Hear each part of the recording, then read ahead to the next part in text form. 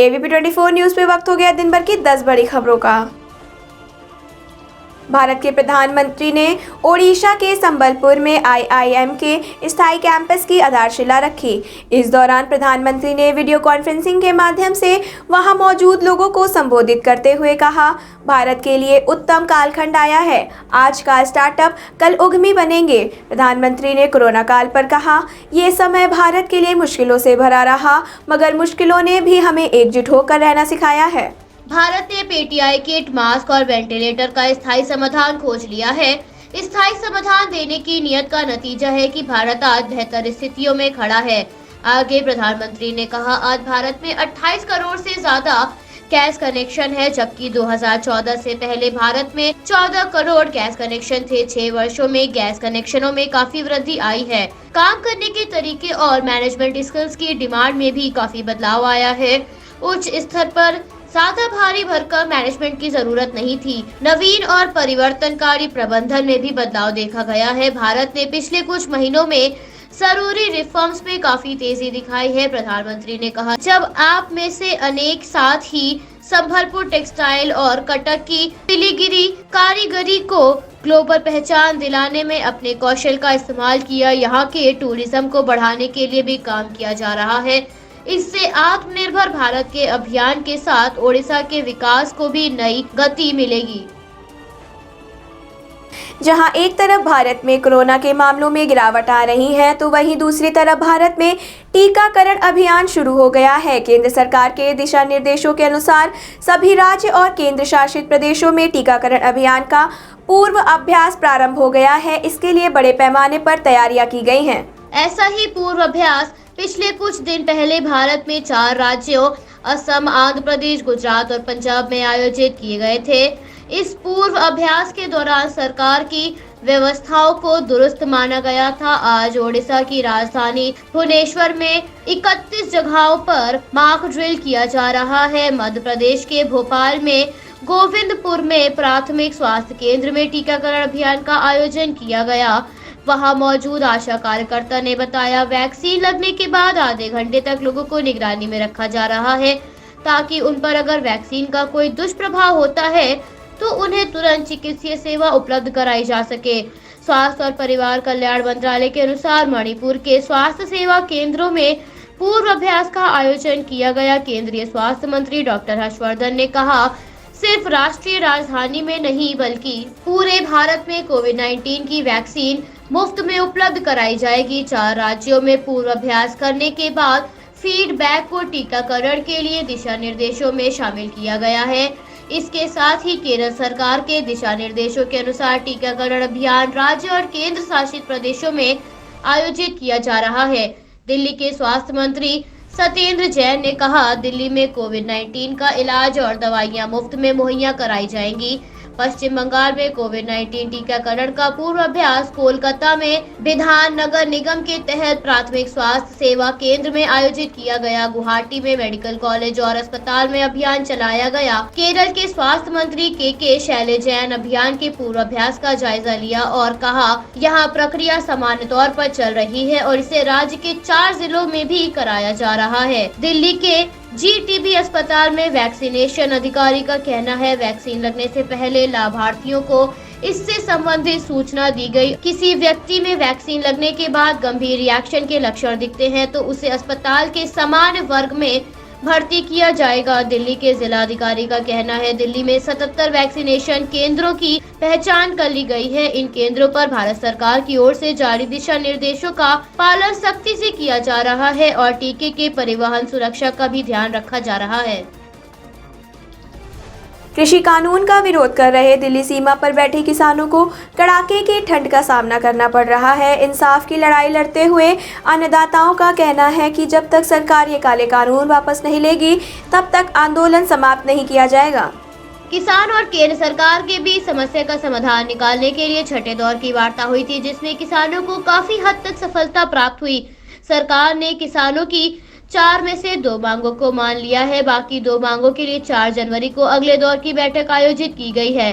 दिल्ली सीमा पर धरना दे रहे किसान कश्मीर सिंह ने आत्महत्या कर ली है और अपने सुसाइड नोट पे उसने दिल्ली सरकार को जिम्मेदार ठहराते हुए कहा, मेरा अंतिम संस्कार मेरे पोते बच्चों के हाथों दिल्ली यूपी बॉर्डर पर होना चाहिए। बता दें कि कश्मीर सिंह का परिवार आंदोलन में निरंतर सेवा कर रहा है। यूपी पुलिस ने शव को कब्जे में ले लिया है और सुसाइड नोट को भी कब्जे में लिया है, जिसमें कहा गया है कि इतनी ठंड के मौसम में आखिर हम कब तक आंदोलन करते रहेंगे।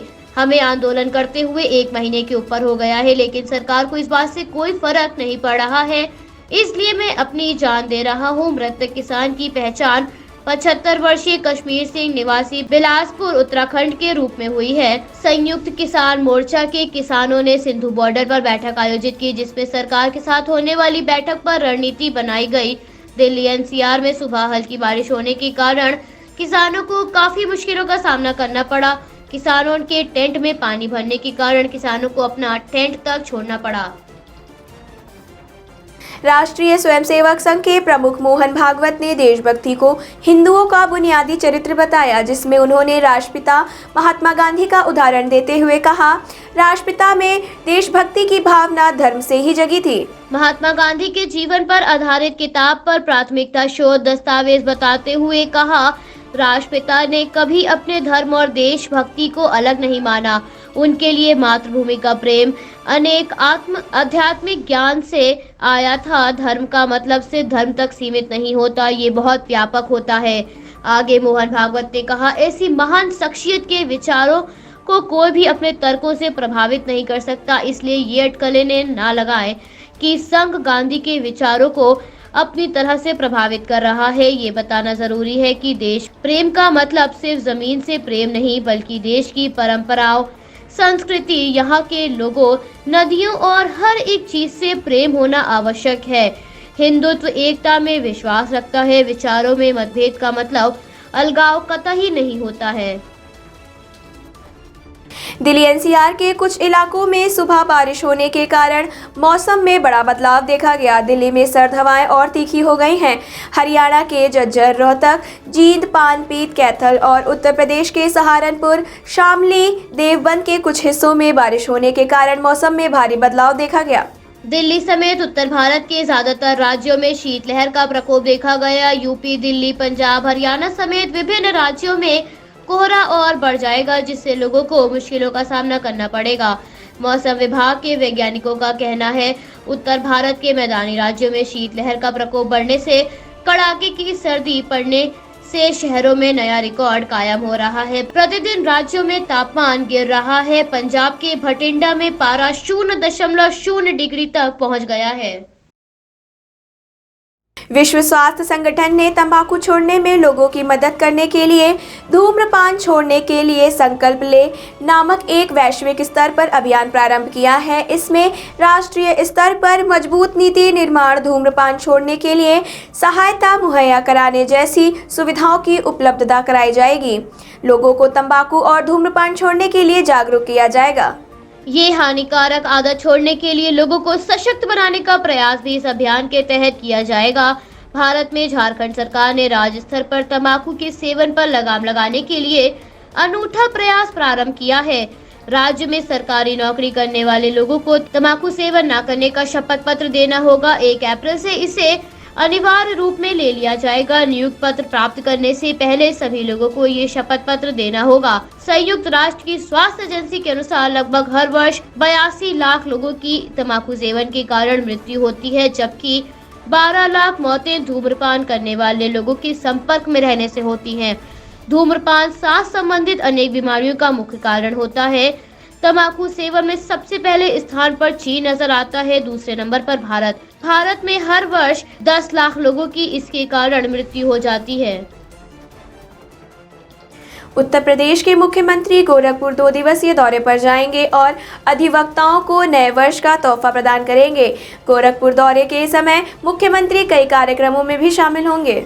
इस कड़ी में मुख्यमंत्री कलेक्ट्रेट में आयोजित कार्यक्रम के दौरान 9.08 करोड़ की लागत से बना मुख्यालय एवं तहसील सदर में बनने वाले मल्टी स्टोरी अधिवक्ता चैम्बर की आधारशिला भी रखेंगे। अधिवक्ता इस भवन की काफी लंबे समय से मांग कर रहे थे।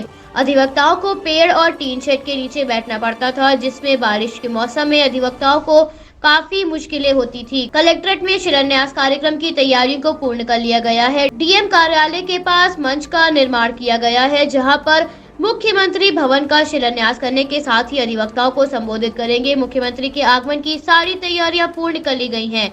इस कार्यक्रम में मुख्यमंत्री कैंपियरगंज क्षेत्र के विभिन्न योजनाओं का लोकार्पण करेंगे और वहां स्थित मंदिर भी जाएंगे। सूत्रों से प्राप्त जानकारी के अनुसार 3 जनवरी को मुख्यमंत्री गोरखपुर क्लब पहुंचेंगे, जहां वो ग्रामीण विधानसभा क्षेत्र से जुड़ी परियोजनाओं का लोकार्पण व शिलान्यास करके वहां मौजूद लोगों को संबोधित करेंगे, जिसके बाद वो सहजनवा के मुरारी इंटर कॉलेज जाएंगे। पंचायत चुनाव के बाद माध्यमिक शिक्षा परिषद की हाई स्कूल और इंटरमीडिएट बोर्ड परीक्षा 2021 को आयोजित की जाएगी। बोर्ड परीक्षा के लिए उप मुख्यमंत्री डॉक्टर दिनेश शर्मा की अध्यक्षता में होने वाली बैठक में यह निर्णय लिया जाएगा।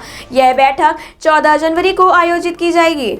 उप मुख्यमंत्री ने इसके मद्देनजर बताया, पंचायत चुनाव के प्रस्तावित कार्यक्रम के खत्म होने का इंतजार बोर्ड परीक्षाओं को करना होगा। इसके बाद ही बोर्ड परीक्षा आयोजित की जाएंगी। प्रदेश में ग्रामीण क्षेत्रों में स्थित विद्यालय शिक्षा परिषद केंद्र भी हैं, उन्हें पंचायत चुनाव के लिए मतदान का केंद्र बनाया जाएगा, जिसके मद्देनजर बोर्ड परीक्षाओं को बाद में रखा गया है।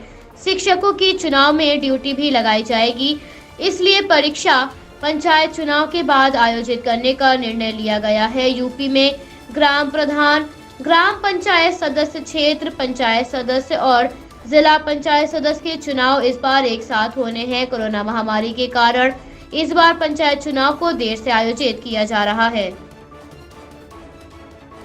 नेपाल के संवैधानिक राजशाही तथा हिंदू राष्ट्र की बहाली के लिए काठमांडू में जबरदस्त प्रदर्शन किया गया।